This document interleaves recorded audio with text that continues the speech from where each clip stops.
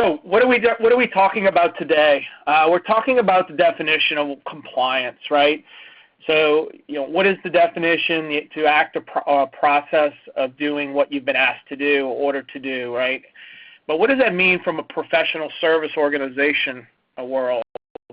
It means that, completing expected tasks which contribute to the predictable success of projects, the predictable success of clients, the predictable success of the organization. So you could define this in several ways, but at the end of the day, the goal is predictability inside of the organization. How do we attain predictability? How do we make our clients predictably happy, projects predictably profitable? So these are challenges every organization has, and if you're on this call and you have OpenAir, you've chosen a great tool to help you manage how to become better predictable inside of OpenAir. But I'll say the tool is just a part of it, and we'll talk a little bit about this from a conceptual perspective. The tool is just a piece, right? You've got to have good management and processes as well. So we'll kind of review those. So when we talk about OpenAir and professional service compliance measures, here are some of the things we're going to talk about today. Oops. Policy. What is our HR IT policy? When we talk about policy, user security comes up. When you talk about SOX policies and procedures, which is all about predictability and compliance. User training. What is our policy there? So we'll talk a little bit about that. What is our management process? How are we ensuring our people are following their standard operating procedures and our methodology? Do we have a methodology? Those are all key management components to a compliance approach. And then tactically, right? So now we're actually executing. Are we executing according to what we expect? What is our timesheet discipline? How are our projects? Are they following an expected, consistent plan for success? So these are what we feel like are really key, common professional service struggles, and so we'll talk a little bit about each section here.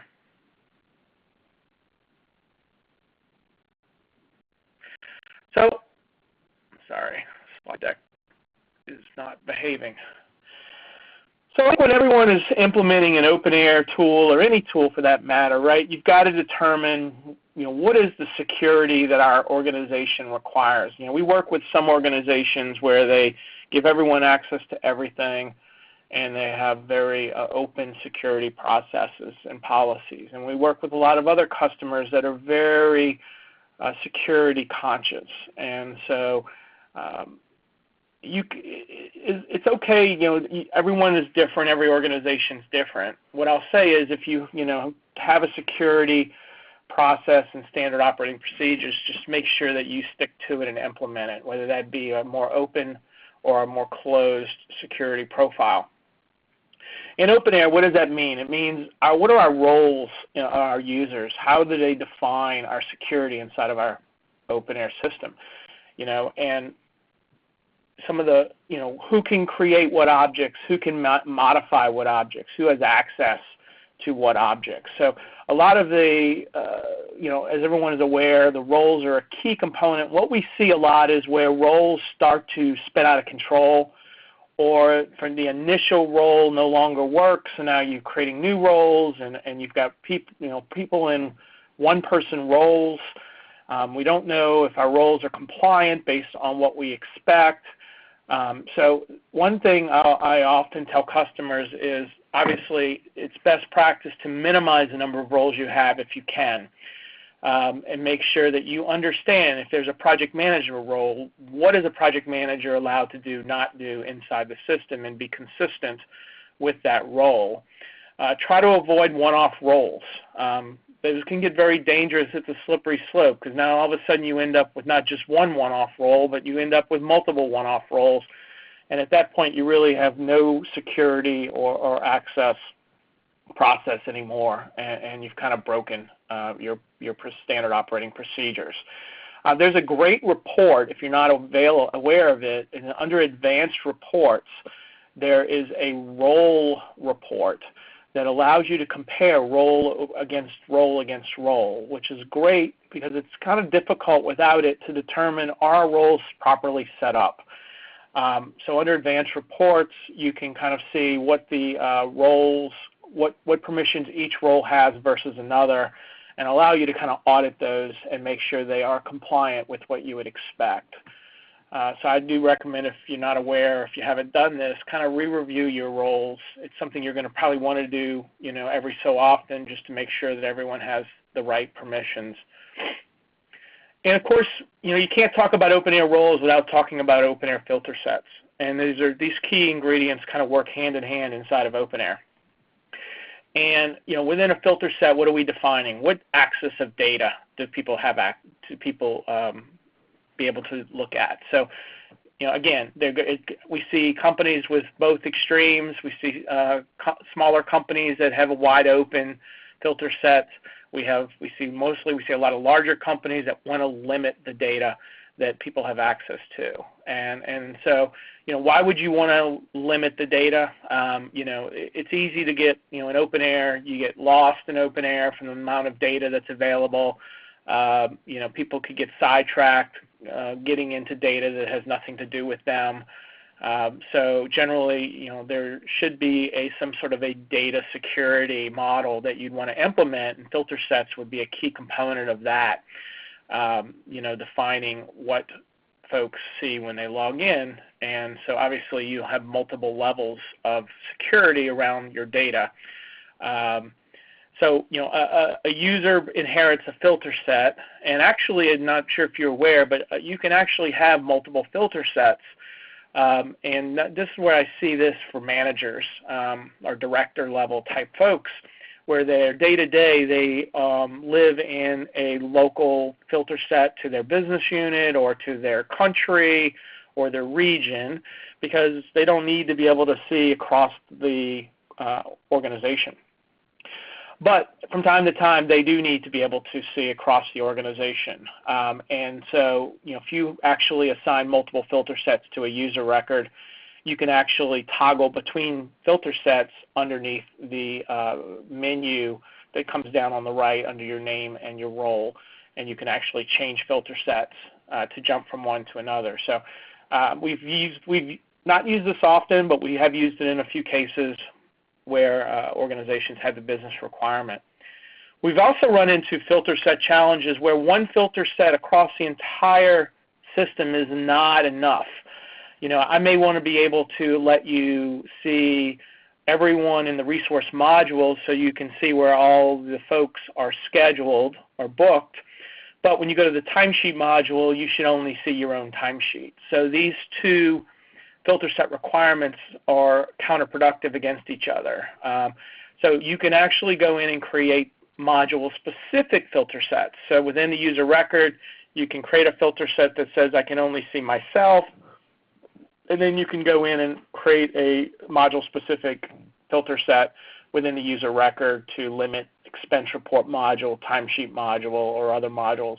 Another way I've seen this happen is where you want to limit access in the modules except the reporting module. Maybe you want to open up and allow people to run reports across all data. So again, using a module-specific filter set, you can go ahead and set that at a user record.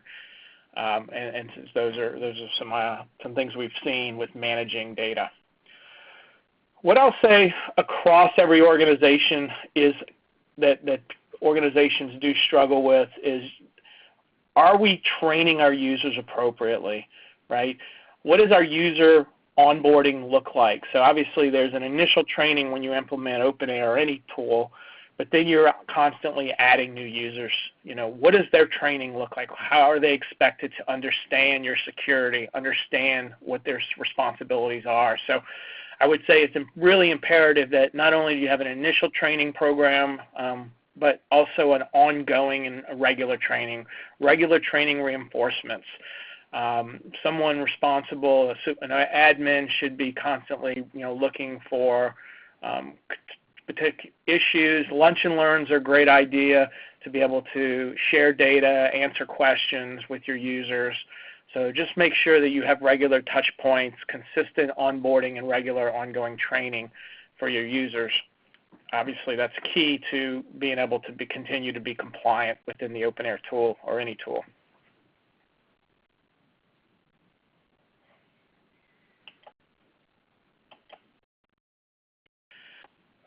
Let's talk about project setup compliance. We're all in professional services, and our world revolves around projects, right? And so, if you want to look at compliance around projects, what can you do to have consistency across the organization?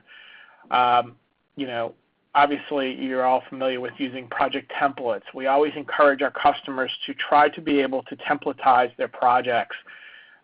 Even if you have to have multiple templates for different types of projects, they can really introduce a discipline. They introduce a uniformity across projects that then allows people to speak the same language. It allows your project managers to have similar goals and similar expected outcomes and management methodology across their projects. So, when I've seen customers really embrace this, they've had more success with standard project management and project success than customers that basically allow projects to be completely customized 100%. Each project manager has their own process.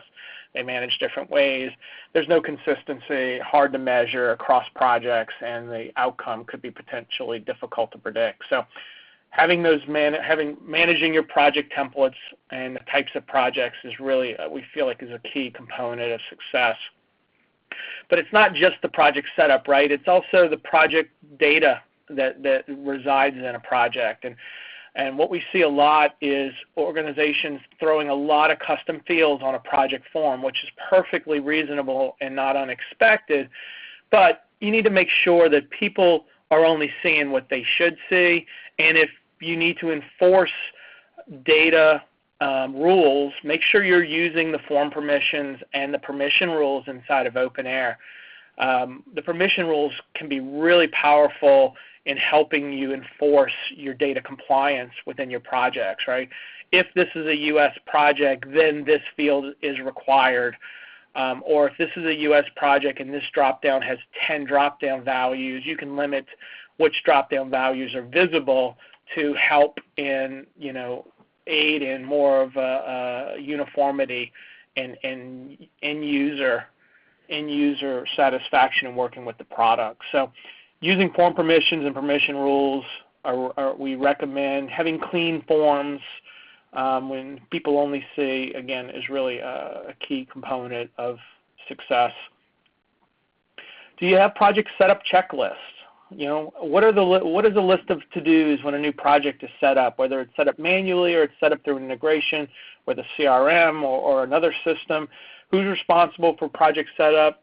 Who's reviewing project setup to make sure they're set up correctly? Are you running audit reports across your projects?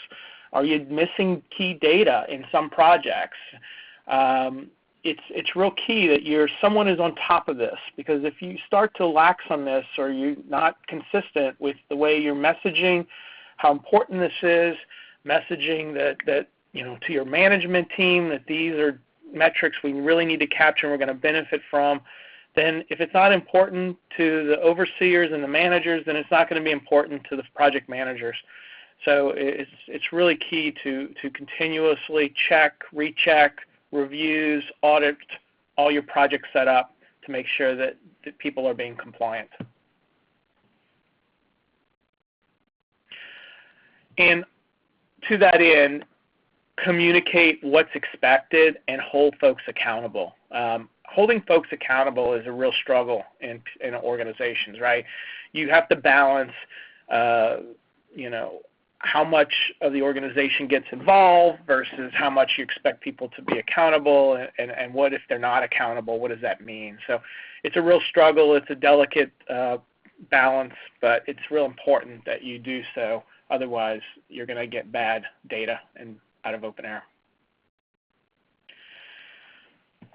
Once projects get started, it's really important that you make sure inside of your organization you embed certain thoughts and certain ways of doing business, right? So what does a successful project look like? Does that mean the client's happy but we went over budget? Does it mean we're profitable but the client's not happy? What is the definition of a successful project? What are your project managers managing to? And what, at the end of the day, what will determine if they did a good job or a poor job? A lot of organizations just assume PMs know what they need to do, and they assume projects will be profitable and the client will be happy, and then ultimately at the end of the day you get different results and you can't figure out why. And it's because the organization hasn't put together a policy and painted the picture. Are you constantly reporting on where you are versus where you expected to be, right? There's a lot of reporting in OpenAir. There's a lot of views in OpenAir, actual versus planned. We went over budget. What's the result of that? What's the impact? Who's responsible? Have we learned any lessons? Those are all really key components of a successful project.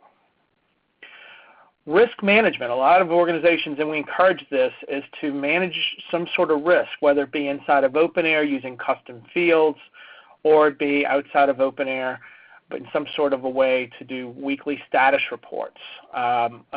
It gives management a heads up. Nobody's surprised. It identifies those projects where the client could be difficult and where people are, need to be able to pay a little extra attention. So being able to identify those projects, being able to communicate with early and often. One of the 7 principles of our successful project service organization is to set the right expectations and deliver bad news early. And that's what risk management does. It helps you deliver bad news early, give you time to adjust and go forward ultimately with the goal of being successful. And we've talked about this, but what are your success standards and what kind of oversight and culture of the organization? You have to think about this, right? Because if you put all these nice audits and reports and definitions together, someone's got to be responsible for making sure that's embedded in the culture of the professional service organization that these are followed through from the top to the bottom. Everyone should, it's like at the end of the day, every organization says we are X, right? What is our company defined by, and what do we want people to know about us, right? So what are our projects and what do we want people, what are our customers and our workers in the field? What do they need to know? What is their role in this? So it's got to be a top to bottom, all-encompassing, culture-changing processes, standards that are constantly being looked at and measured. Oh, timesheet status. We could do a whole webinar just on timesheet status, but every organization struggles with this in some way, shape, or form. Yeah. What are your guidelines, though, and how do you enforce them? Make sure it's important to everyone in the organization that people are putting their time in according to the process. If it's due at noon on Monday, what are the consequences of not having it in by noon on Monday? If it has to be approved by end of Monday, what happens if it's not approved by the end of the Monday? So you have to have your guidelines, you have to have your regular communications, measure the compliance, run reports. OpenAir gives you a number of nice reports. You have a timesheet status report that you can run on a weekly basis. You can set reminders inside of OpenAir. Customers can set multiple reminders. In our organizations that I've worked with, we recommend setting a Friday reminder. Hey, don't forget your timesheet's due X. Okay, it's due, another reminder, it's due, Y. And then you start getting into the ones that are a little more forceful. It's overdue, your manager is going to get the next email, or whatever the terminology needs to be. We have here at TopStep, because I'm very sensitive to timesheet status, I generally am very disciplined in getting my timesheet on time. But occasionally if I'm traveling or got otherwise distracted from time to time, I may be a bit delinquent. And we get an email every Monday, if you haven't done it, saying, are you serious, at topstep.com, which is the email it comes from. And our note in there is, do what you say, do what you preach, right? It means if you're going to talk to customers and help them be better compliant on timesheets, you better damn well follow your own guidelines. And I tell you, I see that email every Monday, and it shakes me to my core, and I rush to put my timesheet in. And so do you have an organizational compliance structure that helps folks be that way? Some organizations look at timesheet and they embed it in an annual performance review. If you can do that, monetarily, that's a great way to ensure success. It can be difficult, though, because some of the timesheet reporting in OpenAir, you can do point-in-time timesheet reporting, but it's hard to go back and say, were people successful and run reports? So you have to figure out, how are you going to manage this? How are you going to get the data out? How is it going to be measured? In my old organization, not TopStep, we had a wall of shame. So we'd run reports at a certain time, and if people were late, we'd try to shame them into compliance. So whatever you got to do, successful timesheets are the lifeblood of PS organizations. Absolutely. Everyone should be putting in a timesheet. Everyone should be filling it out accurately. Everyone should be filling it out on a timely basis.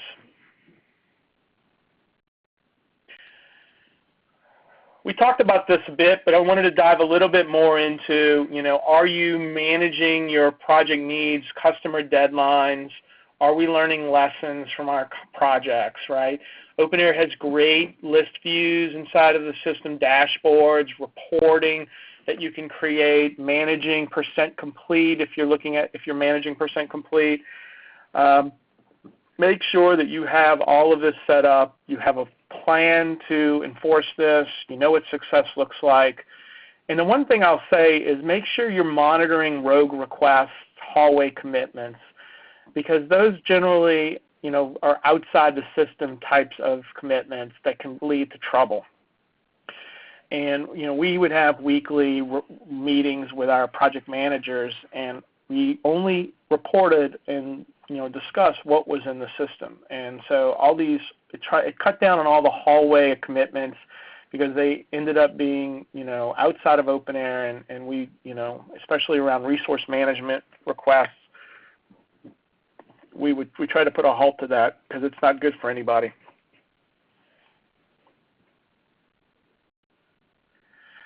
So what happens if you don't do compliance well? Maybe some of these systems you've seen in your own organization. I certainly have seen them in organizations I've worked for, as well as customers we've worked to help, right? Loss of predictability. I say in OpenAir, one of the things, if you can do this really well, I'll say that you are usually generally really managing OpenAir well, and that's forecasting. So OpenAir gives you great opportunity to do forecasting. But if you do it well, if you can predictably forecast on a month-to-month basis, it generally means you're doing everything else well, right? You have to have strong predictability in your resource management platform or your project management standard operating procedures. So, if you can't predict, organizations could get in some trouble. Do you have 100% customer satisfaction, or what issues are you dealing with from customer satisfaction? Without a strong compliance, with timesheets not coming in on time, maybe your billing's late, your projects are overrun because we don't have a visibility into what work's been done, what work hasn't been done. I mean, those all can lead to customer frustration.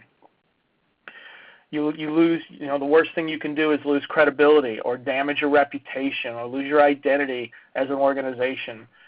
Those are never good things. How about the individual? We've talked about the business issues, but an individual trying to do their job. People work best when they know exactly what's expected of them and they know exactly what success looks like. Are people frustrated because? Are they dissatisfied with their job because there's a lack of discipline in the organization or there's a lack of compliance around everything? Are leaders looked at in the same light if the organization is not following through with what it said it would do? Is the organization able to grow? So you end up with high turnover, potentially. You end up with, a fractured organization where leadership and the folks doing the work are not on the same page. And these are never healthy scenarios that are good for organizations. So in summary, at the end of the day, a professional service is people, right? We're in the people business. We require people to do our work and to be successful. And people are only predictable if we give them the tools. You know, hopefully you've chosen OpenAir, so you've picked wisely. It's a great tool, but you've got to make sure that you are enforcing your key compliant metrics, that you have your guidelines and policies, and you're making sure that people are aware, that you're giving training to your people and retraining as needed. I can't emphasize that enough. Training doesn't stop once the person starts working for you. They've got to be trained throughout there, or they're going to get stale, bored, and they're going to end up going to look for somebody else. Are you measuring your success? And when you are measuring it, are you following through with what you say to your expectations are? Are you holding people accountable? You know, if people are doing well, are they being recognized for doing well? If people are struggling, are they being equally recognized for struggling? So it's really important that an organization look at that and really, you know, these are successful, happy organizations that can figure out 90% of this compliance.